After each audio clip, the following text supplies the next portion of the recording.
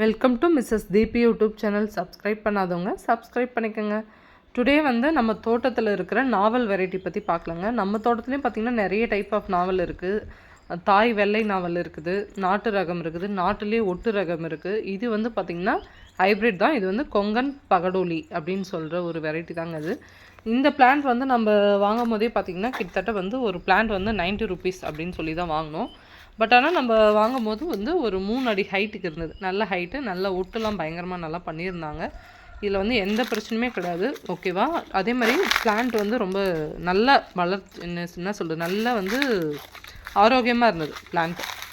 இது ரொம்ப எனக்கு நம்ம தோட்டத்தில் ரொம்ப பிடிச்ச ஒரு ஏரியானா இதுவும் சொல்லலாம். ஓகேவா? என்ன ரீசன்னா, இது பார்க்குறதுக்கே ஃபுல்லாக நல்லா அடர்ந்த ஃபுல்லாக தோப்பாக இருக்கும். நல்லா அருமையாக இருக்கும். அதே மாதிரி பார்த்திங்கன்னா நம்ம இங்கே கீழே களை எடுக்கவே தேவையில்ல. நேச்சுரலாகவே இங்கே களை முளைக்கிறதே கிடையாது. ஏன்னா செடி நல்லா படர்ந்துக்கிறதுனால நம்மளுக்கு பிளான்ட்டு சூப்பராக வளருது. களைகள் ரொம்ப கம்மி. ஆனால் இருந்தாலும் இதில் என்ன ஒரு பிரச்சனைனா, எப்பயும் போல இது பூச்சி பிரச்சனை இருக்குது, இருந்தாலும் மேனேஜ் பண்ணுவோம். இன்னொன்று இதில் பெரிய விஷயம் என்னென்னா, நீங்கள் இந்த நாவல் நீங்கள் இந்த தோட்டம் வைக்கணும் அப்படின்னு நீங்கள் நினச்சிங்கன்னா நோட்டீஸ் பண்ண வேண்டியது ஒரு விஷயம் தான். இது சம்மரில் தான் பூ பூக்கும். ஓகேவா? நல்லா அந்த கத்திரி வெயில் அந்த மாதிரி டைமில் தான் பூ பூக்கும். அந்த சமயத்தில் தண்ணி இருக்கணும். ஓகேவா?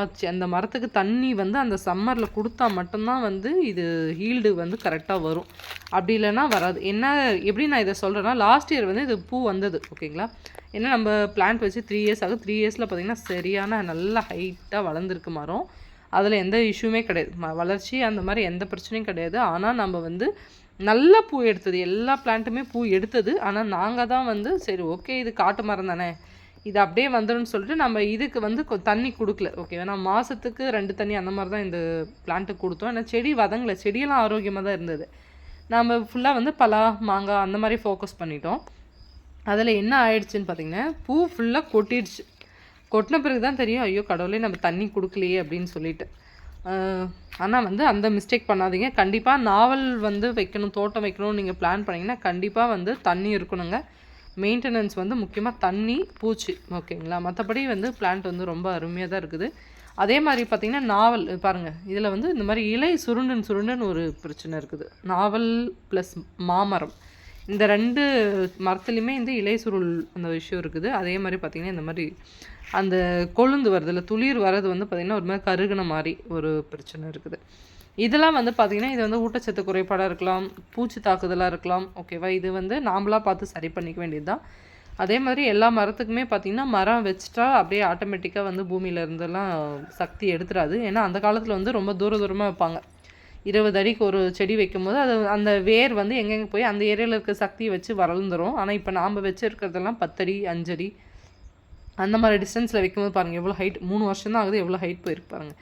அந்த மாதிரிலாம் வைக்கும்போது கண்டினியூவாக நம்ம நிறைய உரங்கள், மருந்து அந்த மாதிரிலாம் கொடுத்துட்டே இருக்கணும். அப்போ தான் சூப்பராக வரும். அதே மாதிரி நாவல் துளிரில் காய்க்கிறது அப்படின்லாம் சொல்ல முடியாது. நல்லா அடி கிளைகளில் இருந்தே நல்ல பூ தான், நல்ல பிஞ்சு அருமையாக வைக்கும். இது பார்த்திங்கன்னா இந்த ஜம்பு நாவல் சொல்கிறோம்ல, அதே மாதிரி தான் இருக்கும். ஆனால் டேஸ்ட் செமையாக இருக்குங்க, ரொம்ப அருமையாக இருக்குது. அதே மாதிரி சதைப்பற்று அதிகமாக இருக்குது. சீடு குட்டிஸாக தான் இருக்கும், சதைப்பற்று நல்லாயிருக்கும். இங்கே பாருங்கள், டிராக்டரில் நம்ம ஓட்டும் போது செடியில் மேலே விட்டுட்டாங்க. அந்த ஒரு பிளான்ட் மட்டும் தான் போயிடுச்சு. அதே மாதிரி நம்ம தோட்டத்தில் ஒரு 2 பிளான்ட் கொஞ்சம் நம்ம ஏன்னா ஃபுல்லாக நம்ம ஒரு மாதிரி கல் தானே, பெரிய பெரிய பாறையாக தான் இருக்கும் நம்ம நிலம் ஃபுல்லாகவே. அதெல்லாம் நம்ம சரி பண்ணி தான் நம்ம தோட்டம்லாம் ரெடி பண்ணிகிட்ருக்கோம். ஒரு சில செடிகள்னால் ஒரு 2 செடி மட்டும் ஒரு பாறை சைடில் மாட்டிக்கிச்சு. அது மட்டும் கொஞ்சம் க்ரோத் கம்மியாக இருக்குது. அதர்வைஸ் எல்லா மரமே சூப்பரான நல்ல வளர்ச்சி தான். அதில் எந்த பிரச்சனையுமே இல்லை. ஏன் இந்த இன்ஃபர்மேஷன் உங்களுக்கு சொல்கிறேன், இல்லை உங்களுக்கு கண்டென்ட்டே இல்லாத மாதிரி தான் இருக்கும். ஆனால் நீங்கள் நாவல் தோட்டம் வைக்கணும் அப்படின்னா இந்த விஷயத்தெல்லாம் நோட்டீஸ் பண்ணிக்கோங்க. ஓகேவா? முக்கியமாக தண்ணி இருக்கணும். தண்ணி இருந்தால் மரம் அருமையாக இருக்கும், பழம் சூப்பராக கொடுக்கும்.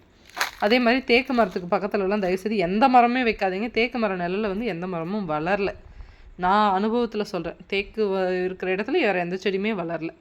நாவல் கூட பார்த்திங்கன்னா குட்டிஸாக தான் இருக்கும். நான் சொன்னேன் இல்லைங்களா, அந்த செடி இப்போ தான் வரப்போகுது.